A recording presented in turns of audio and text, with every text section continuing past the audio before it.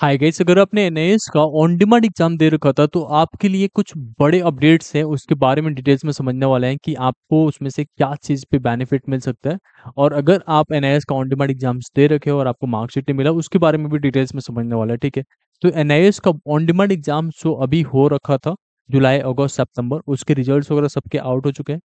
अब यहाँ पे कुछ चीज़ें जो है बच्चों को ध्यान देना है, उनकी कॉपी रीचेकिंग का। अगर आपके नंबर से सेटिस्फाइड नहीं हो तो आपके पास ऑप्शन है रीचेकिंग का। तो ये बेसिकली होता क्या है, जब रिजल्ट आउट हो जाता है तो उसके 1 वीक बाद से एनआईएस जो है पोर्टल ओपन कर देता है रीचेकिंग के लिए अप्लाई करने का, और ये 10 दिन तक का प्रोसीजर होता है, उसमें आप अप्लाई करते हो।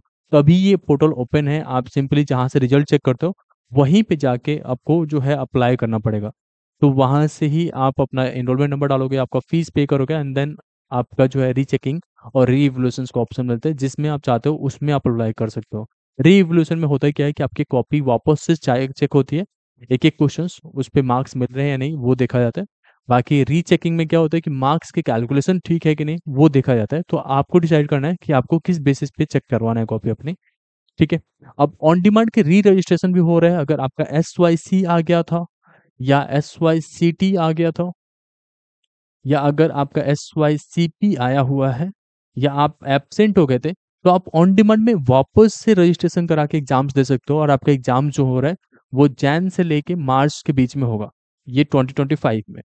अब इसके लिए आपका रजिस्ट्रेशन ओपन हो रहा है, इसमें डेट बुकिंग होगा। तो आप इसके लिए जो है हमारे स्क्रीन पे जो नंबर आ रहा है इस पे कनेक्ट कर सकते हो। हम लोग आपको स्टडी मटेरियल्स के साथ साथ सब चीज़ों के लिए गाइड करते हैं। एंड मेक श्योर कि आपने पहली बार चैनल पर हो तो सब्सक्राइब करके रख लेना, क्योंकि यहाँ पे सारे अपडेट्स आप लोग को मिल रहे होते हैं जो आपके लिए काफ़ी ज़रूरी होता है। रीचेकिंग के लिए मैंने ऑलरेडी आपको बता दिया।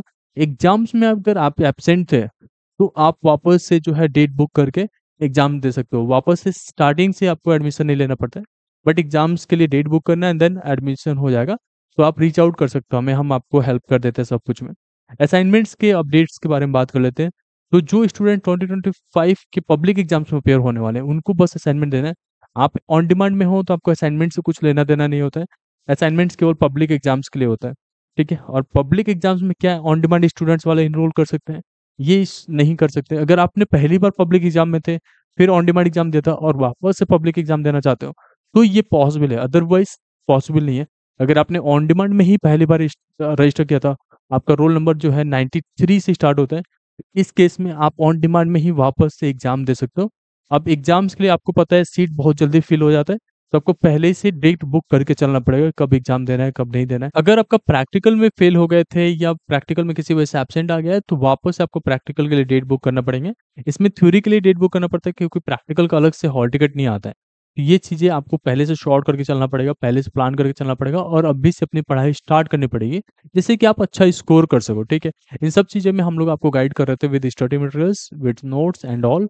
तो आप जो है हमें रीच आउट कर सकते हो, हम लोग हैं अवेलेबल आप लोग के लिए। या आप टेलीग्राम चैनल भी हमारा चेक कर सकते हो, वहाँ पे हम लोग ने ऑलरेडी बहुत सारे फ्री स्टडी नोट्स वगैरह दे रखे हैं, वो आप लोग के लिए बहुत हेल्पफुल होने वाला है। होप इन डेटा को ये वीडियो पसंद आएगा। Thank you so much.